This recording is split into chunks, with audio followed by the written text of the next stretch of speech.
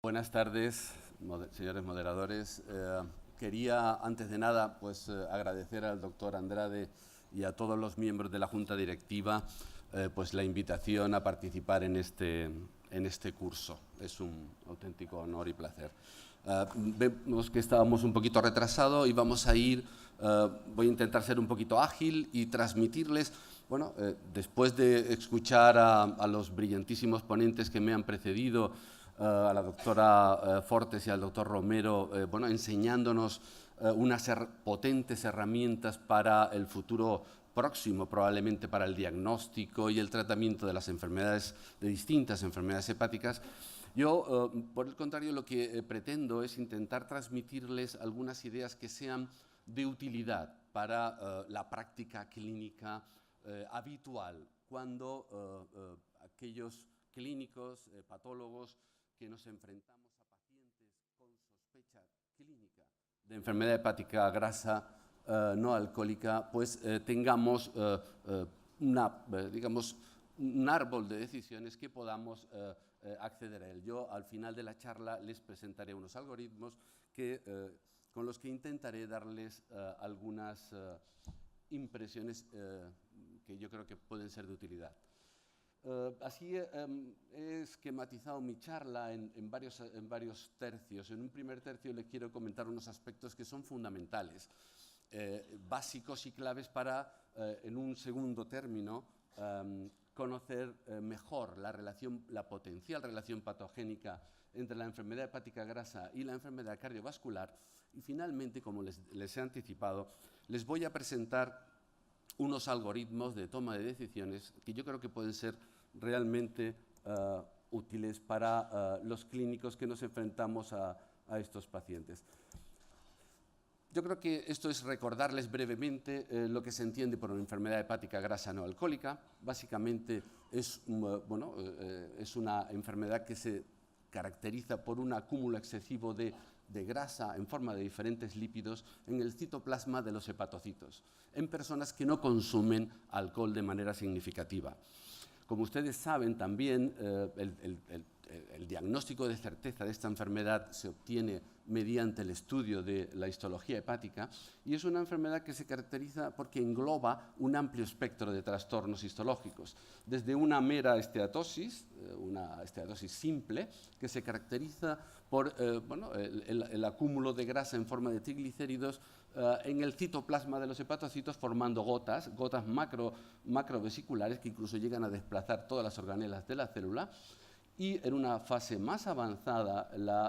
además de la esteatosis, encontraremos fenómenos inflamatorios y de daño hepatocitario en forma de balonización, y también empezarán a aparecer grados variables de fibrosis. Y en último término, la forma más evolucionada de la cirrosis. Quizás uno de los aspectos que yo considero más importantes de esta enfermedad es la extraordinaria frecuencia. Es probablemente la enfermedad hepática crónica más frecuente en el mundo, y aunque epidemiológicamente es difícil hacer estudios epidemiológicos potentes y robustos en población general utilizando biopsia hepática, es imposible, pero sí que hay algunos estudios que se han aproximado bastante a la posible prevalencia de la enfermedad a nivel histológico. Así, en Estados Unidos se publicó hace unos años, en una población, relativamente poco seleccionada, que la frecuencia de esteatosis simple mediante histología hepática era del 27% de la cohorte de pacientes, de personas estudiadas, mientras que de esteatohepatitis era del 12,2%. Quiere decir esto que son prevalencias, son números importantes. En España tenemos algunos estudios que han abordado bastante bien este asunto. Sobre todo, quería destacar este estudio del grupo del doctor Llorens Caballería. Es un estudio realizado en población general en Cataluña, utilizando ecografía, que nos permite diagnosticar de una manera razonable la presencia de hígado graso, y fíjense las prevalencias importantes que detectó. En un estudio que hemos hecho nosotros, utilizando biopsia hepática en una cohorte que no era obviamente una población general, pero sí era una población poco seleccionada de pacientes que venían al hospital a hacerse una intervención programada. Pues fíjense los datos de prevalencia tan elevados, hasta el 40% presentaban esteatosis simple y un 10% presentaban esteatopatitis en la biopsia. Y quiero destacar que, aun siendo poblaciones diferentes, las prevalencias con las que detectaban en Estados Unidos, que era una población más general, fueron muy similares. Si tenemos en cuenta las figuras que hay de prevalencia de enfermedades tan importantes como la infección crónica por la hepatitis C, que estamos hablando en torno al 1%, fíjense lo que puede significar una enfermedad que tiene una prevalencia tan elevada como esta, ¿no? Simplemente le quería mostrar de manera muy esquemática pues, los datos de nuestro estudio, y donde aquí ven un poco más gráficamente la distribución de los pacientes, pero lo que les quería destacar es que la prevalencia de esta enfermedad era mucho más elevada en el caso de los pacientes que presentaban todos los componentes del síndrome metabólico. Llegaba casi a triplicar, multiplicaba 2,5 veces la prevalencia de esteatohepatitis en los pacientes sin síndrome metabólico. Quiero decir que, aunque ya se conocía la existencia del síndrome metabólico como factor de riesgo, es un hecho que de alguna manera se constata en todos los tipos de población. Y, como ustedes bien saben, el sustrato patogénico fundamental del síndrome metabólico, y yo creo que hoy todos estamos de acuerdo en que en las primeras fases de la enfermedad es la resistencia periférica a la insulina a nivel del tejido adiposo, lo que va a jugar un papel clave en el hiperaflujo de ácidos grasos no esterificados al hígado, y esta sobrecarga de ácidos grasos en el hígado no va a ser capaz probablemente de manejarlo adecuadamente, tanto a nivel de la beta-oxidación mitocondrial como a nivel de la secreción y transporte al exterior del exceso de triglicéridos, y se va a producir un acúmulo anormal, excesivo de grasa. Seguramente en una fase posterior, y esto lo hemos visto también en un estudio que hemos hecho recientemente en pacientes con histología hepática, aparece un evento importante, que es la resistencia a la insulina a nivel hepático. Es decir, hemos empezado con una resistencia a nivel del tejido adiposo que parece clave en la puesta en marcha del acúmulo de grasa, pero probablemente la puesta en marcha de la maquinaria inflamatoria y profibrogénica que caracteriza esta enfermedad ocurre en una fase más tardía de la enfermedad, y que se caracteriza por una resistencia a la acción de la insulina en el hepatocito. Y esto es muy importante porque vamos a la siguiente cuestión de que no solo influye en el daño hepatocelular, que claramente es un fenómeno proapoptótico, sino que también la insulinoresistencia condiciona un aumento de la gluconeogénesis y un aumento de la producción y secreción de glucosa por parte del hígado, y por lo tanto aumenta el riesgo de diabetes. Y esto lo he querido expresamente enfatizar porque ya conocemos bastante bien, yo creo, de una manera razonable, la historia natural de esta enfermedad. Pero lo que se está poniendo en evidencia en los últimos años, en la última década, mediante estudios clínicos epidemiológicos, es que esta enfermedad condiciona un incremento del riesgo cardiovascular y de la diabetes, y en gran medida por el efecto que les he comentado de la resistencia a la insulina a nivel hepático, pues se produce un efecto diabetogénico, obviamente, ¿no? Esto, como ustedes pueden ver por el tamaño de las flechas, parece que también tiene que ver que los pacientes que tienen una enfermedad más evolucionada tienen un mayor riesgo de diabetes y de enfermedad cardiovascular. Hay muchos estudios epidemiológicos que relacionan de una manera significativa la enfermedad hepática grasa no alcohólica con el desarrollo de diabetes. Aquí les muestro solo algunos de los con un diseño más relevante y con estudios poblacionales importantes. El diagnóstico de la enfermedad hepática se ha hecho en todos estos casos mediante ecografía, porque es lógico pensar que estudios poblacionales mediante histología son imposibles, ¿no? Pero todos han demostrado de que realmente existe un riesgo incrementado de aparición de diabetes en estos pacientes. Y en algún caso, como en este caso de Corea del Sur, pues ven que efectivamente este riesgo era mayor cuando los signos ecográficos eran sugestivos de enfermedad hepática más evolucionada. Y esto se ha de alguna manera sustanciado más, si cabe, con este estudio de metaanálisis muy reciente, en el que bueno, pues se han recogido los estudios prospectivos, observacionales más potentes y que cumplen los criterios para poder ser analizados, y vean cómo realmente el riesgo de incidencia de diabetes es de prácticamente 2 veces más en los pacientes con enfermedad hepática grasa no alcohólica. También existen datos en la literatura, y este es un metaanálisis también muy reciente del doctor Ampuero del grupo del Hospital Virgen de Rocío de Sevilla, en el que se ve también una asociación significativa entre la existencia de enfermedad cardiovascular subclínica, en este caso han mirado, son los estudios que relacionan las placas carotídeas en este tipo de pacientes, donde realmente tienen un mayor riesgo de placas carotídeas, ya sea, esto se ha visto en estudios por ecografía y por histología hepática, que realmente estos tipos de pacientes tienen más riesgo. También en pacientes con coronariografía y con enfermedad coronaria se ha visto que esta patología coronaria se asocia más en este tipo de pacientes. Pero esto no solo tiene relevancia a nivel de daño vascular, sino que también trasciende en la clínica y en la supervivencia de los pacientes. Hay una gran cantidad de estudios epidemiológicos bueno, pues utilizando diferentes aproximaciones diagnósticas que demuestran, como pueden ver ustedes aquí en rojo, la mayoría de ellos, que existe un incremento de la mortalidad cardiovascular en este tipo de pacientes, y que esto además se ha visto, bueno, se corrobora en recientes metaanálisis como tanto la incidencia de eventos fatales o no fatales a nivel cardiovascular están significativamente incrementados en pacientes con enfermedad grasa no alcohólica, y lo que yo les decía, también con la severidad, con la presencia de fibrosis y de esteatohepatitis. Bien, otro tema también muy interesante que se ha puesto de manifiesto también en los últimos años, quizás de una manera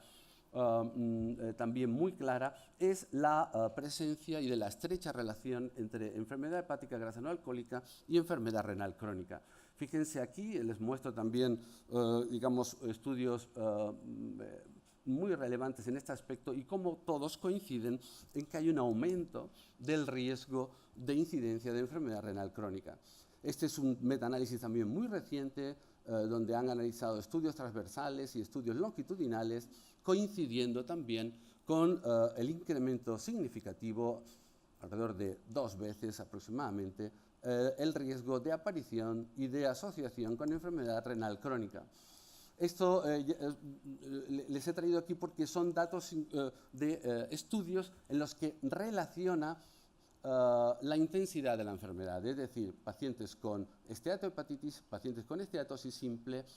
tanto en estudios transversales como en estudios longitudinales, se asocian claramente con una mayor prevalencia de enfermedad renal crónica. Y esto también se ha visto en los pacientes analizando el nivel de fibrosis histológica, fibrosis avanzada, fibrosis no avanzada, y también vean ustedes cómo realmente lo que es el riesgo de asociación es muy significativo. De hecho, les quiero mostrar unos datos que seguramente se desarrollarán en este congreso, de un estudio a nivel multinacional en los que hemos participado en España con la mayoría de los pacientes, formando parte del Registro Nacional EPAMED, y en el que se puede observar cómo realmente la prevalencia de enfermedad renal crónica tiene mucho que ver, se asocia de manera significativa con los estadios avanzados de fibrosis. Y de hecho, todavía quizás más interesante, es en un artículo que recientemente ha publicado el doctor Eduardo Vilar, del grupo del Hospital Virgen del Rocío de Sevilla, donde en un subanálisis de un artículo que también publicaron ellos, en el que vieron la utilidad de la intervención del estilo de vida y dietética en este tipo de pacientes, comprobaron que la mejoría de la fibrosis y también la resolución de la esteatohepatitis se acompañaba de una mejoría de la función renal. Y aquí hicieron en un análisis multivariado, utilizando diferentes ecuaciones para determinar la función renal, cómo diferentes factores y covariables intervenían, eran predictores de la mejoría de la función renal en este tipo de pacientes, pero sobre todo la resolución de la esteatohepatitis y la mejora de la fibrosis. Por tanto, podemos decir que la enfermedad grasa no alcohólica es la enfermedad hepática crónica más frecuente en los países desarrollados, que se considera, y tenemos que tener todos claros, que estamos en el contexto de una enfermedad sistémica, la manifestación hepática del síndrome metabólico, que la enfermedad hepática grasa incrementa el riesgo de diabetes y siendo claramente los datos epidemiológicos sugestivos de que es mayor, cuanto mayor y más avanzada es la enfermedad grasa se asocia con una mayor morbimortalidad cardiovascular y también con una mayor prevalencia e incidencia de enfermedad renal crónica. Pero, ¿qué decir, qué datos tenemos de la relación patogénica directa entre esta enfermedad del hígado, la enfermedad hepática grasa no alcohólica, y las enfermedades cardiovasculares? Esta figura tan abigarrada, lo he puesto un poco a propósito, la he cogido de una excelente revisión reciente de Franke y colaboradores en Journal of Hepatology, y realmente lo que quiero transmitir con ello es la enorme complejidad y la interrelación bidireccional que la enfermedad hepática grasa tiene con múltiples sistemas. Tiene una clara relación bidireccional con el tejido adiposo, con la microbiota intestinal, con la diabetes mellitus, es decir, la diabetes mellitus es un factor de riesgo probablemente implicado para la formación de hígado graso, pero el hígado graso asimismo es capaz de intervenir en la incidencia de diabetes. Además de esto, hay otra serie de cofactores y de enfermedades, de comorbilidades, como incluso enfermedades respiratorias que comportan una hipoxia intermitente, que son capaces también de aumentar el riesgo cardiovascular que la enfermedad grasa por sí mismo condiciona de provocar trastornos en el lecho vascular. Pero, ¿qué sabemos del efecto directo de la enfermedad hepática grasa sobre las alteraciones cardiovasculares? Se han descrito, como ven ustedes aquí, infinidad de alteraciones que en pacientes con hígado graso bien caracterizados histológicamente y también en modelos animales. Así se ha podido describir la existencia de un estrés oxidativo aumentado, la existencia de niveles elevados de lípidos particularmente aterogénicos, como son las pequeñas partículas LDL y las grandes partículas VLDL, y también alteraciones a otros niveles de la hemostasia y también, como pueden ver ustedes, también producción de factores proangiogénicos. Todo esto explicaría de alguna manera la formación de placas y de alteración y disfunción del endotelio, de la pared vascular y también de enfermedad digamos, propiamente miocárdica y también a nivel de las válvulas cardíacas. En general, parece claro que existen una serie, el hígado graso no alcohólico puede producir mediadores aterogénicos y proinflamatorios que condicionan la aparición de aterosclerosis y de enfermedad cardiovascular y también probablemente están interrelacionadas con la patogenia de la enfermedad renal crónica. Podemos decir que esta patología hepática es un factor que está directamente relacionado con la patogenia de la enfermedad cardiovascular, independientemente de la existencia de otros factores clásicos de riesgo como obesidad y diabetes. Determinados polimorfismos como el PNPLA3 y otros que nos ha mostrado muy bien el doctor Romero, la dislipemia proaterogénica, el estrés oxidativo, la inflamación sistémica y también una alteración de las relaciones circulantes, las concentraciones circulantes de adipoquinas y hepatoquinas son factores fisiopatológicos que seguramente tienen que ver con el desarrollo de enfermedad cardiovascular. Y ya finalmente, la última parte de la charla, de manera muy rápida, les voy a poner unos algoritmos que desde mi punto de vista pueden ser de utilidad en la práctica clínica. Ante un paciente con sospecha clínica de enfermedad hepática grasa no alcohólica y tras la realización de, del panel diagnóstico habitual, del cual no voy a entrar, porque no es el motivo exacto de esta charla, el escenario que todo hepatólogo quiere encontrar es poder diferenciar si el paciente tiene una esteatosis simple, una esteatohepatitis con una fibrosis leve o una esteatohepatitis con fibrosis avanzada. Tenemos que tener claro que esta enfermedad no solo es una enfermedad exclusivamente hepática, sino no debemos de quedarnos ahí y debemos de ver al paciente desde un punto de vista más integral. Tenemos que preguntarle al paciente si ha tenido enfermedad cardiovascular previa o tiene síntomas sugestivos de enfermedad cardiovascular. En el caso de que el paciente tenga enfermedad cardiovascular sintomática o antecedentes claros de enfermedad cardiovascular, ya sea un infarto, un ictus, una enfermedad vascular periférica, el paciente debe ser remitido y evaluado en detalle por un especialista apropiado, ya sea cardiólogo, ya sea neurólogo o similar. Si estamos ante un paciente con esteatosis simple, con esteatohepatitis con un bajo grado de fibrosis, es decir, un grado mínimo, grado 0 o 1, que sería una fibrosis perisinusoidal, sin antecedentes de enfermedad cardiovascular y sin diabetes mellitus, este paciente perfectamente puede ser seguido en atención primaria con unas recomendaciones dietéticas y de hábitos de vida y recomendarle que acuda dentro de 2-3 años para realizarle un nuevo cribado de enfermedad cardiovascular. En el caso de que el paciente no tenga antecedentes de enfermedad cardiovascular, pero sí es un paciente diabético, debemos de hacer un cribado de enfermedad cardiovascular. El cribado de enfermedad cardiovascular va a depender en gran medida de los medios disponibles en cada centro, pero debería de incluir las siguientes pruebas: un electrocardiograma, un estudio de función renal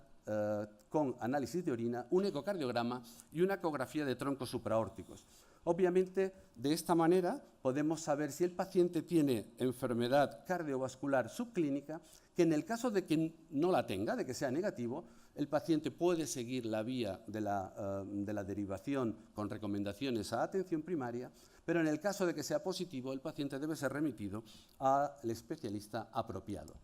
En el caso de pacientes, por el contrario, con esteatohepatitis y un grado mayor o igual a 2, es decir, estamos hablando de pacientes con fibrosis significativa, con fibrosis avanzada, este paciente siempre debe ser cribado. Es decir, ese paciente siempre debe ser analizado con estas pruebas que les acabo de comentar